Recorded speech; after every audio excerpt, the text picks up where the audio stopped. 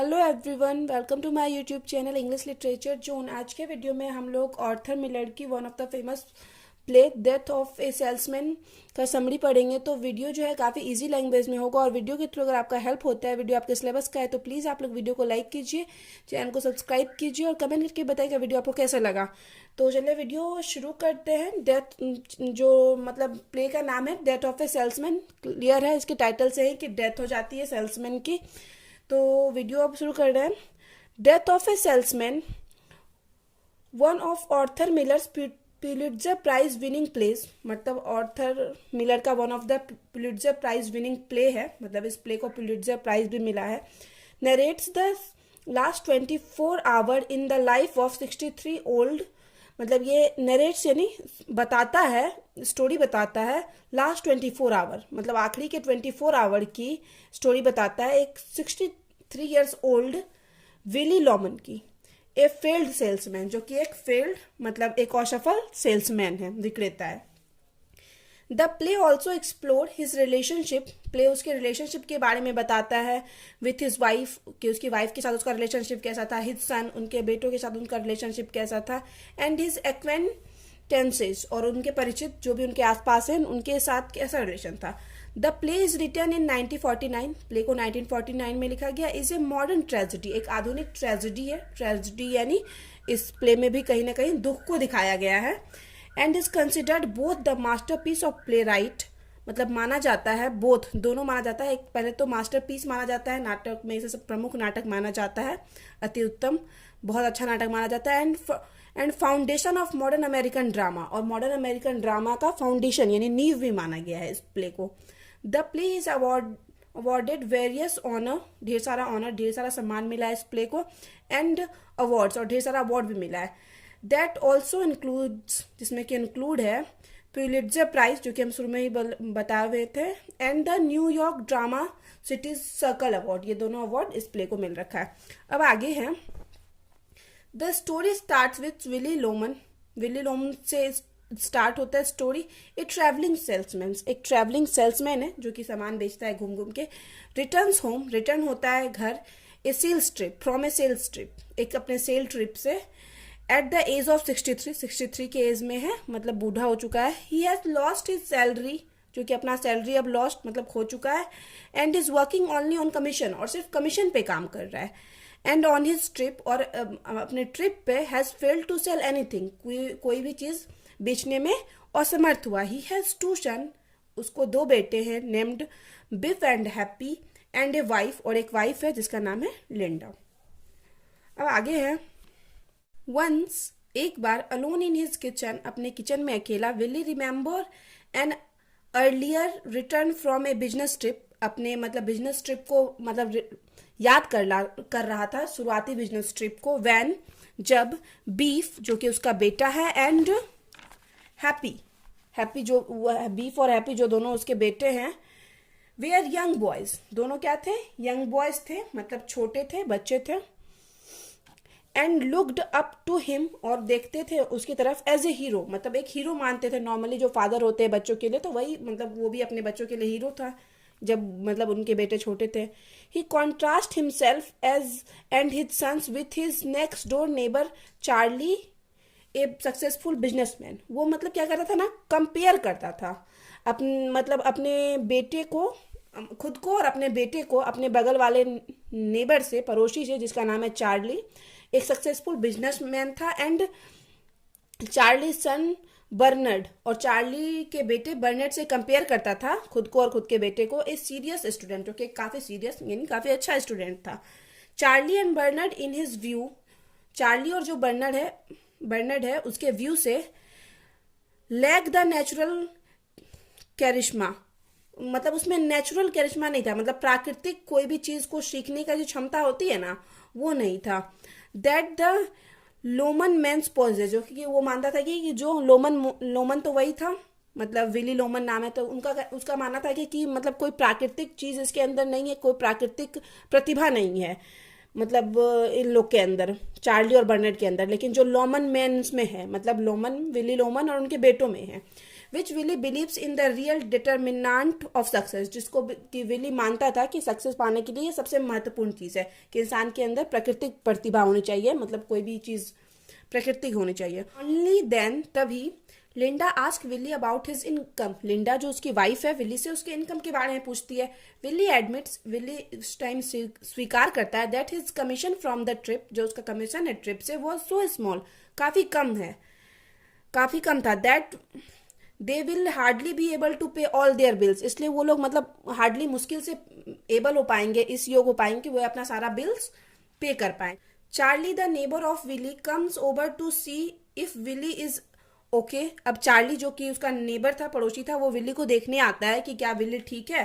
While they are playing cards, जब वे लोग कार्ड खेल रहे होते हैं, Willy begins talking up with recently deceased figure of his brother Ben. तभी विली क्या करता है ना, बात करने लगता है अपने रिसेंटली डिकीज यानी रिसेंटली जो मरे थे अपने ब्रदर भाई बेन के बारे में बात करना है।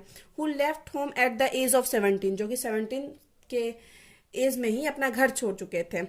Charlie offers Willy a job, Charlie जो है उसका नेबर ऑफर करता है विली को एक जॉब, बट विली रिफ्यूजेज, लेकिन विली क्या करता है, रिफ्यूजेज यानी मना कर देता है, आउट ऑफ प्राइड, मतलब घमंड से, गर्व से मना कर देता है, जबकि उसको जरूरत थी। Even though he has been borrowing money from Charlie every week, जबकि क्या करता था हर वीक, मतलब हर सप्ताह, मतलब चार्ली से क्या कर लेता था, बोरोइंग मतलब उधार लेता था पैसे, फिर भी वो मतलब जॉब एक्सेप्ट नहीं किया, बल्कि मतलब हर सप्ताह वो उससे पैसा मांग सकता था, लेकिन जॉब एक्सेप्ट नहीं किया। To cover household expenses, मतलब अपने घर के खर्च को चलाने के लिए वो हर वीक चार्ली से पैसे लेता था, लेकिन जब चार्ली उसको जॉब ऑफर किया तो वो एक्सेप्ट नहीं किया। अब आगे है, Linda the wife of Willy discusses Willy's deteriorating mental states with his son. अब लिंडा जो है, वाइफ जो है विली की, वो डिस्कस करती है अपने मतलब पति के मेंटल स्टेट्स के बारे में अपने बेटों से, बीफ एंड हैप्पी से। सी रिवील्स, वह बताती है that Willy has tried to commit suicide 2 times, कि विली जो है, जो कि 63 साल का है, बूढ़ा हो चुका है, वो मतलब 2 बार सुसाइड करने की कोशिश किया, अपने बेटे को बताती है। Biff the elder brother try to borrow money from his former boss. अब बिफ जो है बड़ा बेटा है, वो मतलब कोशिश करता है उधार लेने का पैसा अपने पुराने पहले के बॉस से, जिसका नाम है Bill Oliver, in order to start a sporting goods business, कि मतलब वो स्टार्ट करेगा कि स्पोर्ट्स गुड्स का, मतलब स्पोर्ट्स के सामान का business, with his younger brother, अपने छोटे भाई हैप्पी के साथ, which will please their father, जो कि उसके फादर को भी खुश करेगा, मतलब ये सब देख के उसके फादर भी जरूर खुश हो जाएंगे। Willy is thrilled about this idea, Willy भी ये आइडिया सुन के काफी खुश हुए। And gives Biff some advice about how to ask for the loan, और बिफ को कुछ एडवाइस देते हैं कि कैसे वह लोन के लिए अपने बॉस को बोलेगा, कैसे लोन मांगेगा, ठीक है। अब है देन वेरी नेक्स्ट मॉर्निंग, अगली ही सुबह, एट लिंडाज अर्जिंग, लिंडा के बोलने पे, Willy visit his boss, Willy भी अपने बॉस के पास जाता है, Wagner, to request for a place in the New York office, कि उसको न्यूयॉर्क के ऑफिस में एक प्लेस, एक जगह दे दिया जाए जॉब के लिए। However despite getting a new place, मतलब यहाँ पे क्या होता है, एक नया जगह मिलने के बदले Wagner fires him from the job, Wagner जो है उसका बॉस विली का, वो उसको जॉब से ही निकाल देता है, मतलब जो भी कमीशन पे काम कर रहा था वो भी उसका अब बंद हो जाएगा। Wagner fires him from the job, leaving Wagner's office, अब तो उसको जॉब से निकाल दिया गया विली को, तो अब वह वैगनर के ऑफिस को छोड़कर Willy directs his way to Charlie's office, Willy फिर से अपने नेबर चार्ली के ऑफिस के में जाता है, to request for loan to pay off his bills, फिर से वहां उसके पास लोन के लिए पैसे मांगने के लिए चला जाता है कि वो उसको अपना बिल पे करना है। वेयर ही मीट्स बर्नेट, जहाँ पे वह बर्नेट से मिलता है, चार्ली सन, जो कि चार्ली का सन है, बेटा है। बर्नेट was a boyhood friend of beef and happy, बर्नेट जो है बॉयहुड मतलब बचपन का फ्रेंड है बीफ और हैप्पी का, मतलब विली के बेटे का। नाउ ए सक्सेसफुल लॉयर, जो कि एक सक्सेसफुल वकील बन चुका है। विली बीइंग अमेज्ड, और विली वहां जाके क्या होता है, शर्मिंदा हो जाता है ये देख के कि जो चार्ली का बेटा है बर्नेट, वो सक्सेसफुल बन चुका है, क्योंकि वो तो सोचता था मतलब पहले कि उन लोग के अंदर कोई प्रतिभा नहीं है और इन्हीं लोग में है, इस वजह से वो थोड़ा सा शर्मिंदा होता है वहां पे। अब आगे हैं, हैप्पी अरेंजेस ए डिनर इन ए लोकल रेस्टोरेंट। हैप्पी जो है छोटा भाई अरेंज करता है एक डिनर का लोकल रेस्टोरेंट में, so as to celebrate the successful meeting of Biff with mister Oliver, ताकि मतलब सक्सेसफुल मीटिंग को सेलिब्रेट करने के लिए, जो कि मतलब बीफ जो पैसे मांगने गया था, उधार लेने गया था अपने बॉस मिस्टर ऑलिवर से, उस चीज़ की मीटिंग मतलब सक्सेसफुल मीटिंग हो गया, इस चीज़ को सेलिब्रेट करने के लिए मतलब एक डिनर ऑर्गेनाइज करता है। हाउएवर तभी व्हेन बीफ कम्स, तभी बीफ जब पहुंचता है, इन्फॉर्म्स दैट, वह इन्फॉर्म करता है that his boss did not give him the loan, कि उसका जो बॉस है उसको लोन नहीं दिया। Biff lies to his parents about his meeting when hears about his father's news that he is fired. अब बीफ क्या करता है ना, अपने पेरेंट्स को झूठ बोल देता है अपने मीटिंग के बारे में, कि वो बता देता है कि उसका मीटिंग तो अनसक्सेसफुल रहा, नहीं हो पाया लोन का बात, लेकिन वो बता देता है कि सक्सेसफुल रहा जब उसको पता चलता है कि उसके पिता को नौकरी से निकाल दिया गया। एट द रेस्टोरेंट, अब रेस्टोरेंट में Happy arranges 2 women to join them. Happy क्या करता है, छोटा भाई 2 वुमेन को मतलब अरेंज करता है जो उन लोग के साथ रहेगी, जो उनको ज्वाइन करेगी। When Willy excuse for the washroom, और विली जब है वॉशरूम के लिए जाता है, Biff and Happy abandon their father and leave the restaurant with 2 women. अब यहाँ पे बिली और बीफ और हैप्पी क्या करते हैं ना, अपने फादर को छोड़कर चले जाते हैं दोनों, मतलब अब उस दोनों औरत के साथ। वाइल इन द वॉशरूम, अब जब वॉशरूम में था, Willy recalls the time, Willy अपने फिर से पुराने टाइम को याद करता है। When Biff failed his mathematics, Biff जब मैथमेटिक्स टेस्ट में फेल हो गया था, and comes to surprise visit, जब और अब वो आता है सरप्राइज विजिट करने के लिए, घूमने के लिए, एंड डिस्कवर, और देखता है हिम विथ अनदर वुमेन, मतलब विली को देखता है बीफ बचपन में जब वो मैथमेटिक्स टेस्ट में फेल होने के बाद आया था, तो वो देखता है बीफ को, मतलब अपने पिता को, अनदर वुमेन के साथ इन ए होटल रूम में।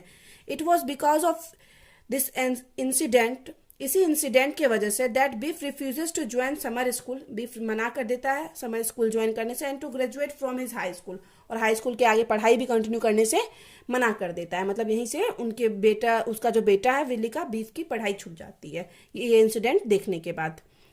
तो Willy after leaving the restaurant, अब जब उसके बेटे उसको छोड़ के चले गए तो विली भी रेस्टोरेंट से बाहर निकलता है। Resolves on the way to the home, अब अपने घर के रास्ते की तरफ जा रहा होता है। That the only way to provide the best living is that he commit suicide.